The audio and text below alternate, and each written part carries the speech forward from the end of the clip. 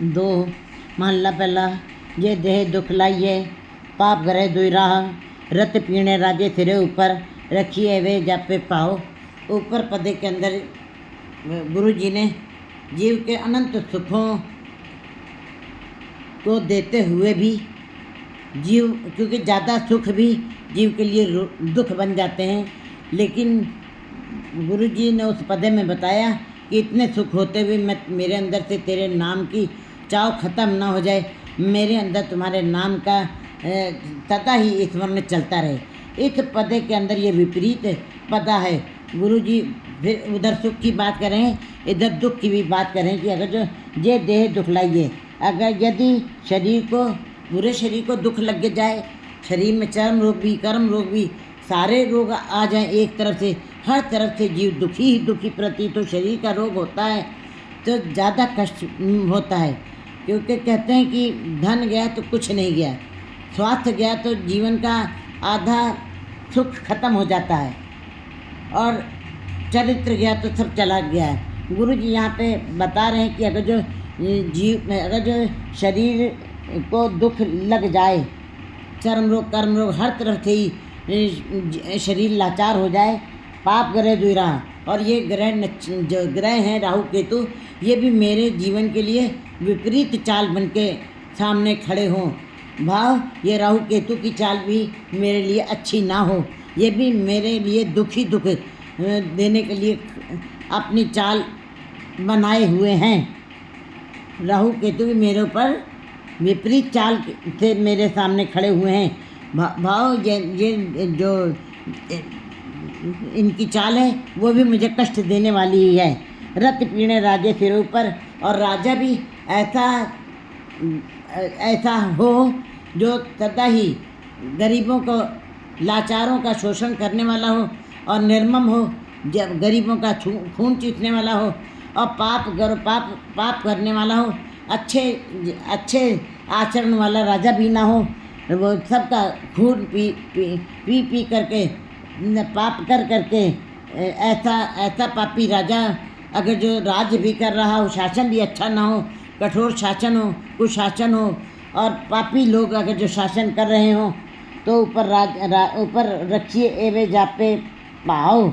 कहते हैं कि और फिर अगर जो तुम्हारी ऊपर से हुक्म भी तुम्हारा ऐसा हो कि तुम्हारा प्रेम भी मेरे लिए प्रेम ना हो करके तुम्हारे हुक्म से ही मेरे जीवन में दुख,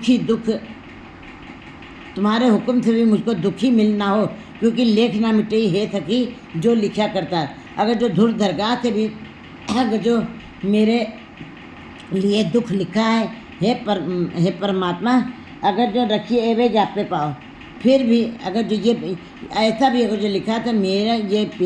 तुम्हारा ये प्यार भी मेरे लिए जीवन में कोई सुख प्रतीत ना करे, दुख हो। लेकिन गुरु जी बता रहे हैं कि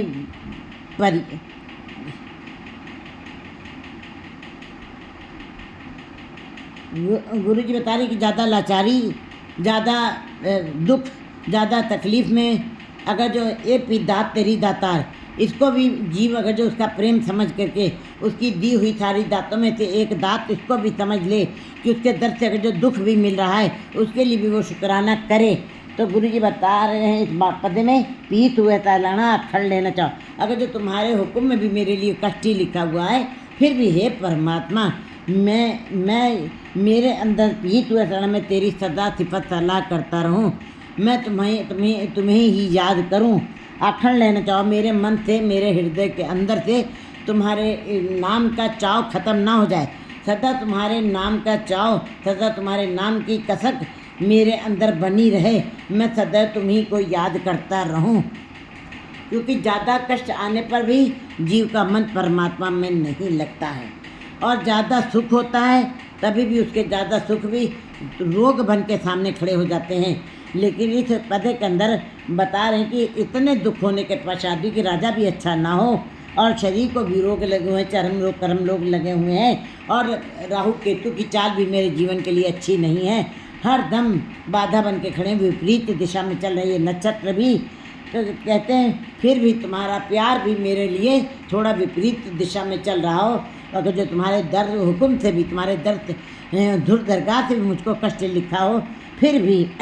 मैं तुम्हारे उस दुर्दरगाह से के कष्ट को भी मैं तुम्हारी उन सारी बख्शिशों के में से इस बख्शिश को भी मैं बख्शिश, इन सारी लाचारी और दुखों को भी मैं तुम्हारी एक बख्शिश समझ के